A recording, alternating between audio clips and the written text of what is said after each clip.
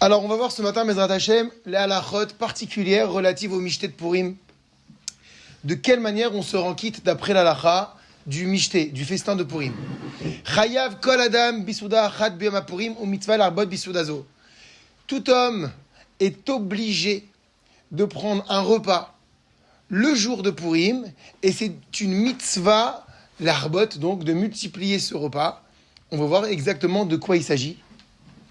Quand on dit multiplier, c'est-à-dire qu'il va falloir qu'il soit pas à rallonge, mais copieux, de manière à ce que ce soit réellement différent du reste de l'année. On voit qu'ici, ce mishté, ce repas, n'est pas le même que d'habitude. Quand ici on a dit Chayav kol adam, tout homme est obligé, vous avez vu la note Aleph, Ish ve Isha, Katan ou Ktana. Tout homme, ça comprend tout le monde, les hommes, les femmes, les petits garçons, les petites filles. Tout le monde doit prendre ce mishté de Purim. C'est Udazot, Sachela Sota Beyom Dafka. Maintenant, ce repas, pour être réalisé, doit se faire dans la journée. C'est-à-dire dans la journée quand il fait encore précisément jour. Parce qu'il est écrit dans la Megillah, regardez, c'est ce que précise le Kaf HaChaim, Yemé Mishté Vesimcha. Des jours de festin et de joie. Quand on dit là-bas des jours, on parle de la journée. Donc c'est pour ça que le mishté a lieu quand il fait jour. Vima sabalay. Là maintenant, s'il a fait la nuit, c'est-à-dire qu'il a fait la veille au soir, ou bien même, on pourrait imaginer même le lendemain, à la fin de Purim, mais la nuit est tombée, évidemment, lo yatzai dechova, il n'est pas quitte de la mitzvah, mais on parle surtout ici de la veille. Bien qu'on soit rentré dans Purim, que la lecture de la Megillah ait eu lieu, du fait que ce soit écrit yémé les jours de la Megillah, c'est-à-dire jour quand il fait jour. Ou mikol malkom, mais attention, malgré tout, Gam balayla yismach ve'yirbe ktsat bisouda d'irvot Purim. Il convient aussi la nuit de se réjouir dans un repas en l'honneur de Purim. Donc bien que ce ne soit pas la mitzvah du mishté, mais il convient également de marquer le coup le soir par un repas particulier en l'honneur de la fête. Maintenant, ce qui est intéressant, c'est de savoir, est-ce qu'il faut absolument manger du pain ? Est-ce qu'il faut qu'il y ait du poisson absolument ? Est-ce qu'il faut qu'il y ait de la viande ? Est-ce qu'il faut qu'il y ait des frites ? Qu'est-ce qu'on appelle un mishté ? Alors regardez, déjà. Veyesh omrim, certains disent shechayav lechol bapat. Certains décisionnaires pensent qu'on est obligé de manger dans ce repas du pain. Ou belopat, et que sans ce pain, lo yotim yedechova av bediavad. On ne serait même pas quitte, même a posteriori, de la mitzvah du mishté. En d'autres termes, c'est-à-dire quoi même a posteriori ? Tu aurais fait un mishté sans pain, ou qui était extrêmement copieux, tu as énormément mangé, tu as ressenti la simcha, et puis on te dit, et tu nous dis à la fin, j'ai pas mangé de pain, et d'après les chachamim, t'as pas fait le mishté. Donc quand on dit bediavad, ça veut dire qu'il faut recommencer un repas avec du pain. Alors c'est parti. Alors on va voir. Vechadin shebatot v'yamim tovim, parce que d'après ces décisionnaires, le mishté de Purim a la même valeur qu'un repas de Shabbat ou qu'un repas de Yom Tov. Dechevan shenemar, parce qu'il est écrit dans la Megillat Esther, Yemé mishté vesimcha, ce sont des jours de mishté et de simcha. Pourquoi on parle au pluriel des jours ? Rappelez-vous, il y a 2 jours de Purim. Il y a le jour de Purim pour ceux qui sont dans les villes qui ne sont pas fortifiées depuis Yoshua Binoun, et il y a les villes fortifiées. Donc il y a 2 jours de Purim. Donc il y a 2 journées, voilà. Parce qu'il fait jour, on parle. Et donc, puisque ce sont 2 jours de mishté et de simcha, on ne peut pas envisager un repas sans pain. Tsarir souda kvoua. Donc on parle d'un repas fixe. Et qu'est-ce que c'est un repas fixe ? C'est un repas que l'on prend avec du pain. Ven kiviaout souda et la bepat. C'est ça qu'on est en train de dire. Et il n'y a de fixation de repas qu'à travers le pain. Regardez la note Vav, s'il vous plaît. Il faut manger au minimum donc un kazaït de pain. Mais en réalité, la mesure que l'on demande, c'est kabetza, c'est-à-dire 54 grammes de pain pour répondre à l'obligation. Maintenant, je ne vais pas rentrer dans la lachot, à ce qu'on appelle kiviyut seuda. Je veux très rapidement. Vous savez, kiviyut seuda, c'est quoi pour nous les Sfaradim ? Dès lors qu'on a mangé un certain grammage de mésonotes, alors c'est considéré comme si on avait mangé du pain. Et là-bas, il faudra faire netilat, il faudra faire moti, etc. Le grammage que l'on va, dont la Torah parle, Rav Ovadia insiste sur ça, pas que lui, c'est 212 grammes. Pour être d'accord d'après tous les avis, un Sfarad qui a mangé 212 grammes de pain De mésonotes, pardon. Un Sfarad qui a mangé 212 grammes de mésonotes, c'est comme s'il avait mangé du pain. On appelle ça kviaout seuda. Ça s'appelle un réel repas. Pourquoi je précise pour les Sfaradim? Parce que les Ashkenadim, dès lors qu'ils décident de faire un repas sur du mésonote, quel que soit le grammage, ils font motzi. Donc c'est pour ça que si vous dites demain à un Ashkenaz, tiens, je t'ai commandé un falafel, c'est pita mésonote, et ben il devra faire lui motzi. Parce que dès lors qu'il a décidé de faire son repas sur du mésonote, ça s'appelle kviaout seuda, c'est faire un repas et ça s'appelle du pain. Nous les Sfaradim, il faut manger un certain grammage. Alors il y a plusieurs avis, et pour être sûr de répondre à tous, la halakha avec lui c'était 212 grammes. Donc vous voyez le danger de ce matin. Donc le problème de ce matin, dans ce petit déjeuner Baruch Hashem qui est magnifique, qui est pour la Refoua Shelema de quelqu'un. Alors quand un pain au chocolat, ça pèse entre 100 et 110 grammes. Ça veut dire que si tu as mangé 2 pains au chocolat, tu rentres dans un affaire, il faut être sûr que ça fait bien 212 grammes, et il faut faire netilat, motzi, birkat. Maintenant, la question qui va se poser, on est en train de voir que d'après certains décisionnaires, il faut manger du pain. Est-ce que d'après eux, si j'ai fixé mon repas sur du mésonote, on sait très bien qu'à Purim, grâce à Dieu, on a l'estomac large et qu'on peut manger des dizaines et des dizaines de navettes au saumon, de thon, pizza, fricassé, chaussons et tout ce qu'il peut y avoir d'une souda. J'arrive au stade de Gviout. Est-ce que ça s'appelle avoir mangé du pain pour le Michet de Purim? Alors regardez, c'est ce que dit ici on est en bas dans la note Vav. Miou cependant, im kovea seudato. S'il a fixé son repas alpa taba bechisnin, ça veut dire sur du mésonote. Donc il a mangé la mesure de mésonote nécessaire, en général, pour faire birkat. Nershav ki seudat pat lechalava veinyan. Voilà. C'est considéré à tous les niveaux comme s'il avait mangé du pain. Et donc du coup, il a réalisé la mitzvah du mishté, d'après ces chachamim là, parce qu'il a fixé son repas sur cette quantité de mésonote suffisante pour faire netilat et motzi. Ulmaasé, mais concrètement maintenant, comment est-ce qu'on a statué? Les chatrila, donc prime abord, yesh lishtadel velechol lechem zot purim. Maintenant regardez, écoutez bien. Il faut s'efforcer de manger du pain dans ce repas. Il faut s'efforcer de manger du pain dans ce repas de mishté. Ah, mais nishekashelo, celui pour qui c'est difficile, Rachaï le kayema bishar machalim, il peut réaliser ce mishté avec les autres aliments, d'autres aliments que du pain. Et ça, c'est prisé par Rav Ovadia Yosef dans le Chazan Ovadia, ou bien par Ravi Ben Sion Abba Shaul dans l'Or Letzion, que finalement, donc il faut manger du pain, c'est ça qu'il faut considérer. Il faut manger du pain pour ce repas, mais quelqu'un pour qui ça peut être difficile pour une raison ou une autre, alors, même s'il n'en mange pas, il aura réalisé la mitzvah du mishté. Et on va voir par la suite, il va falloir avoir des kavanotes particulières, une kavana particulière, et c'est la suite. Kevan, shinifsak la halacha chez mitzvah tzchira kavana, puisque la halacha a tranché que les mitzvot nécessitent une kavana. Ça veut dire quoi que nécessite une kavana? Que quand je fais une mitzvah, je dois avoir la conscience que je réalise une mitzvah. Quand je mets mes tefilines, je ne les mets pas avec automatisme, mais que d'après les Chachamim, pour réaliser la mitzvah, il faut que je sois dans une ferveur, une intention particulière. Donc, mitzvot tzrichot kavana. Et donc, dans le cas du mishté, yesh lechaven, il faut avoir la kavana, basiouda sheochel leshem mitzvah sudat purim, que le repas que je vais prendre le jour de Purim, je le prends au nom de la mitzvah du mishté. C'est pas un repas comme les autres. Et donc, tsarich lechaven, et donc ça va être la même chose pour toutes les autres minutes de la journée, que quand je vais faire Misa Mishloach Manot, j'ai envoyé les cadeaux et les présents, je dois avoir la kavana de le faire au nom de la mitzvah de Mishloach Manot et de Matanot Le'Evenim. La tzedaka, je dois la donner tous les jours, mais la tzedaka de Matanot Le'Evenim, elle est particulière, et je le fais les Shem Mitzvah Tzedaka. D'accord? Donc pareil, quand on va s'asseoir à table et qu'on va manger, qu'on mange du pain ou pas, et j'ai envie de dire plus encore quand on mange pas de pain, parce qu'on a dit que le pain, c'est lui qui est Kové Souda. Il va falloir donc effectivement exprimer qu'on le fait pour la Souda de Purim. Maintenant, si je ne l'ai pas fait, j'ai pas eu la kavana claire, explicite. Alors regardez. Cependant, Bediavad, Imlo Kiven, Yataï Dechova. Si on n'a pas eu la kavana, on est quand même quitte de la mitzvah. Pourquoi? À votre avis? Mais parce que si on est venu particulièrement à cette heure-ci manger de cette manière-là, avec les froufrous, les chapeaux de clown, etc., c'est qu'à la base, on est venu pour ça. Donc, notre intention était le Mishé de Purim. Donc, Bediavad, a posteriori, ça va marcher. Mais le Khatrila, il faut le faire. En fait, il faudrait faire le Shem Kocha avant de faire le Mishé ou pas? À la limite, oui. On ne le fait pas réellement. On ne le fait pas réellement, mais quoique si, je crois qu'il est dans certains livres, il pourrait, j'ai jamais vu, mais je pense que ça doit exister. Mais le dire, les amis, on s'assoit, rappelez-vous, c'est le Mishtet Purim. Voilà, Mishtet Purim, ça suffit.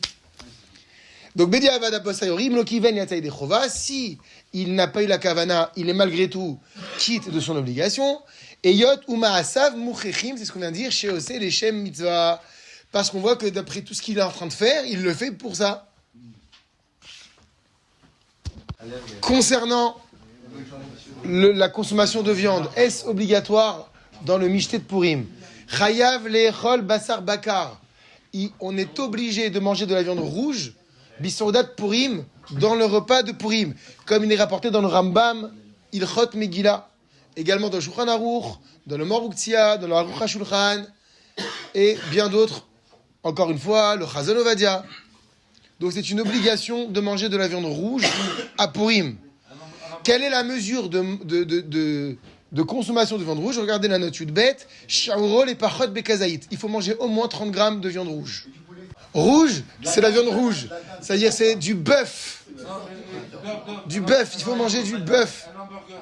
Donc, d'après la halacha, on n'est pas quitte avec de la dinde, on n'est pas quitte avec de l'agneau, on n'est pas quitte avec du veau, on n'est pas quitte avec du poulet. Bakar behema. Bassar bakar, c'est une vache. C'est du bœuf. Ça, c'est la mitzvah du mishté. Maintenant, Mishekashelo lechol basar bakar. Celui pour qui c'est difficile de manger de la viande rouge. O shelo samar bachilato. Ou bien à qui cela ne procure pas une simcha particulière de manger de la viande rouge. C'est un vegan. C'est pas une simcha pour lui. Yochal basarov, alors il mangera du poulet. Ok, il mangera du poulet. Vous comprenez que si le bonhomme, il mange pas ni du pain, ni de la viande rouge, bon, ça va être un michté bronze. C'est pas un michté 5 étoiles. Un sfarad un peu spécial, en général. Je rigole, je rigole. On est en train de parler de la noblesse du michté. C'est un michté. On n'a pas parlé d'un repas. La Megillah, elle a appelé michté. Un michté sur la table d'un roi, d'un festin, ça va pas être de la charcuterie de dinde. Ça va être de la viande rouge. Michael pose la question, celui qui est végétarien, qu'est-ce qu'il fait? Parce qu'on a dit au minimum il faut manger de bassar off, du poulet. Le bonhomme il est végétarien. Alors on a déjà fait un shiur sur ça. Comment la Torah considère le végétarisme et le véganisme réellement d'après la halacha. Je ne vais pas rentrer dans ça. Je vous invite à prendre la note tête vave. Michelo oev gam basarov. Celui qui n'aime pas non plus la volaille, la viande blanche. Yochal dagim, il mangera du poisson. Oma chalim achrim shoev, ou d'autres aliments qu'il affectionne. Parce que, encore une fois, il est sauvé par le verset de Megillah, de la Megillah qui dit Yeme mishte vesimcha. Ce sont des journées Purim, 14 et 15 Adar, de festin et de joie. Les Ketzad Ismach, et comment pourrait-il se réjouir Bema'achalim sheno oev, dans des aliments qu'il n'aime pas. Donc alors il se concentrera sur des aliments qu'il aime. Voilà, donc il met Mishté, c'est effectivement une journée de Mishté, mais elle ne s'est pas arrêtée là, la Torah, elle a dit aussi le Simcha. Donc il faut aussi ressentir une joie dans ce repas. Gam alalashim yeshriu vachilat basar biswat purim. Cette mitzvah incombe aussi aux femmes, il n'y a pas de distinction avec les hommes. Et donc le devoir de manger de la viande rouge pour les dames, biswat purim, dans le repas de Purim. Pourquoi est-ce que la halakha précise ça? Parce que comme a priori il semblerait que les femmes fassent plus attention à leur ligne, ou bien seraient moins attirés aussi par la viande rouge, il y a cette obligation de consommer au moins 30 grammes, on a vu, c'est pas énorme, mais de marquer le coup, de manger achilat basar, biswat purim, de manger de la viande à Purim. Vechen alaktanim, c'est également une mitzvah à prendre en compte pour les petits, c'est-à-dire de leur faire manger de la viande. Maintenant, ou la maktanim beyoter, les jeunes enfants en bas âge réellement, chez le margishim simcha, qui ne ressentent pas de simcha particulière, mais yuchedet dans l'alimentation, dans la viande, pardon, dans la consommation de viande, yesh samecham, il y a lieu de les réjouir, bemine metika madalim, par des friandises et des douceurs. Kimvoir, Beshut, Echaleshen, Titita'a, comme il est rapporté là-bas dans son responsa. Bon, on sait très bien que nous, on les gâte grâce à Dieu avec les Mishloach Manot qui vont ouvrir et toutes les sucreries, les chocolats. Il faut réjouir les enfants, donc, par la consommation. Eux, le michté, ça leur parle peut-être pas forcément. Ce qui leur parle, c'est les bonbons. Et il faudra assurer les bonbons pendant Purim. Zman Seudat Purim, à quel moment faut-il prendre ce repas? On va parler dans un cas général. Cette année, c'est vrai que ça va tomber un vendredi, mais parlons d'abord du cas global, de la Seudat Purim. Noagim Nisrot Seudat Purim, la Chartfilat Mincha. On a pour habitude de manger ce repas après la tfila de Mincha. Mishum Shebemalach Aboker. Pourquoi? Parce que le matin, Terudim, on est occupé. À quoi on est occupé? Mishloch Manot. Envoyer Mishloach Manot, Venim Shachimat Chatzotayom, qui prennent du temps, même jusqu'à la moitié de la journée, qui correspond à peu près à 13 heures dans ce moment de l'année. Il y a les Mishloach Manot, il y a également Matanat Levenim avant les Mishloach Manot, et avant Matanat Levenim, il y a la Megillat Esther.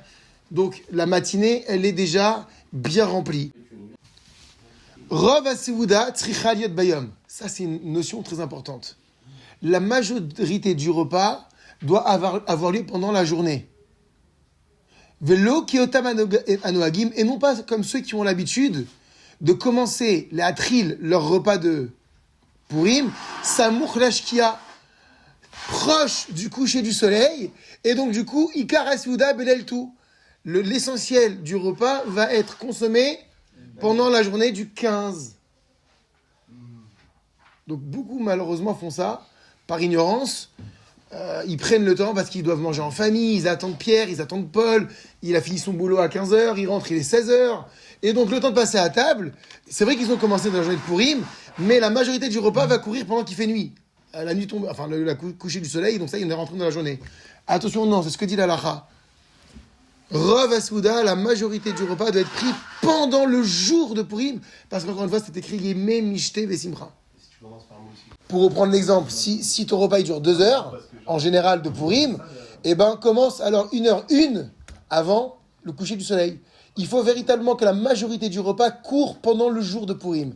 Même si on a mangé le pain, c'est vrai qu'on a commencé Béhéter, donc il n'y a pas de problème en soi. Encore une fois, on a commencé à manger pendant le repas. Mais la simcha du Mishté, elle se fait dans la journée. Les Da'at Rabbeinu Mekubalim, que d'après nos maîtres et les kabbalistes, c'est Odat Purim, Tsarich la Asota Davka Baboker. Que le repas de Purim doit précisément avoir lieu le matin. La Tfilat Shacharit après la Tfila du matin. Ulfachot Kodem Chatzotayom. C'est-à-dire quoi le matin? Entre le matin, c'est-à-dire il a écouté la Megillah, il a donné Matanot Le'Evionim, il a fait Mishloach Manot, il fait Mishté, et ça doit avoir lieu jusqu'à Chatzot. Donc qu'est-ce qu'on appelle le matin? C'est toute cette partie jusqu'à Chatzot. Cette année, c'est 12h59. C'est là que doit avoir lieu le Mishté de Purim, d'après les kabbalistes avant Chatzot. Gam les Fiaposki, Mapachani, même d'après les décisionnaires, sans parler des kabbalistes, puisque les kabbalistes, eux, nous enjoignent à faire le Mishté le matin. Même d'après la halacha, à Meshubar Beyoter, le meilleur, le Meshubar, c'est-à-dire le Mishté 5 étoiles. Les Kayem Seudat Purim Baboker, c'est de faire le Mishté de Purim le matin. Maintenant, comme il est difficile de réellement, a priori, de tenir cette halakha le matin, parce qu'on a dit on est préoccupé le matin par les Mishloach Manot, Matanot Levenim, madame t'envoie faire ci, madame t'envoie faire ça, toi tu es préoccupé par ton déguisement, on va savoir, je ne sais pas, et qu'apparemment faire un bon mishté le matin, ça peut être difficile. La reine, alors qu'est-ce qu'on fait?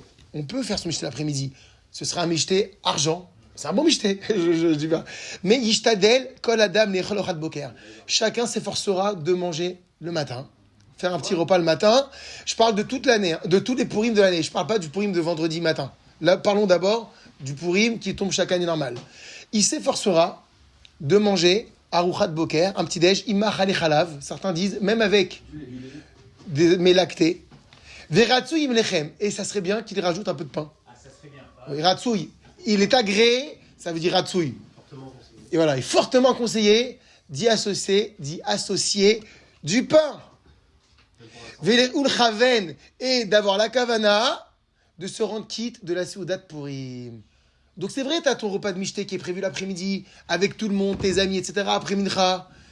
Si tu veux bien faire, assis-toi, prends ton petit déj, fais-toi des tartines au beurre, et dis, fais-toi des tartines au beurre avec du pain, et dis-toi, les Chaven. On a dit, alors, et tu boiras, regardez, et tu boiras, regardez par la suite. Pourquoi est-ce qu'on veut ça ? Pourquoi est-ce qu'on demande ça ? Parce que on sait que le top du moment de la journée, c'est le matin avant Chatzot. Et ça va rejoindre la vie et des kabbalistes. Mais on n'est pas des kabbalistes, vous allez me dire. Mais même les décisionnaires halachiques classiques disent que le top du Mishté, c'est le matin. Alors assis-toi tranquille avec tes amis après la tfila, fais un petit déjeuner, motzi, et c'est pas grave, prends un petite gorgée de vin, un petit shot de vin, les shem mitzvah. C'est tout, c'est pas grave. On t'a pas dit de te bourrer, avec une pinte de vin. Juste un petit coup. Viens boire un petit coup à Purim le matin avec tes amis, faire un petit déjeuner. Ou la chartilat mincha, et après mincha, yochlu kol bnei mishpacha yachad, tu mangeras avec toute la famille, tous les amis, seudat bassarit, ton michté de viande, ta consommation de vin sans modération. Bon, quand même, doucement, parce qu'il faut faire attention à sa santé. Et tu recommenceras à avoir la kavana de dire, je fais encore une fois mon mishté de Purim. Ça, c'est le top du top à faire quand on connaît bien les halachot de Purim. Et je termine. Tov la asok met batora kodem shatla souda. Il est bon d'étudier la Torah avant de passer à table à Purim, que ce soit le matin ou l'après-midi, parce que puisque tu vas boire, on a peur que tu ne puisses plus étudier la Torah. Or, l'étude de la Torah, c'est tous les jours de l'année, 24 heures sur 24, Purim inclus. Mais maintenant, il va falloir être racham, je risque de boire et de ne pas pouvoir étudier. Alors on te dit, qu'est-ce qu'il faut faire ? Petite parole de Torah, Samach Nadavar, parce qu'il y a marqué dans la Torah, dans la Megillat Esther, la Yehudim, Aïta, Ora, Vesimcha, que Purim fut pour les Bnei Israël et devra être pour les Bnei Israël un moment de lumière et de joie. Et c'est quoi la lumière ? Oraz de Torah. Et la joie, c'est quoi ? C'est manger et boire. Qu'est-ce qu'il dit avant ? La Yehudim, Aïta, Ora, Vesimcha, lumière et joie. Donc, l'ordre, c'est étudier la Torah et ensuite manger et boire. Voilà pourquoi un vrai mishté, c'est d'abord, au début du mishté, parler de Torah, parler de Purim, amener un petit chidouche, et ensuite passer à table. On va s'arrêter avec ça sur ces halachot, on continuera Bezrat Hashem demain.